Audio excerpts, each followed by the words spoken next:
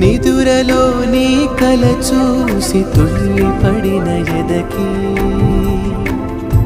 ఏ క్షణం ఎదురవుతావో జోల పాటవై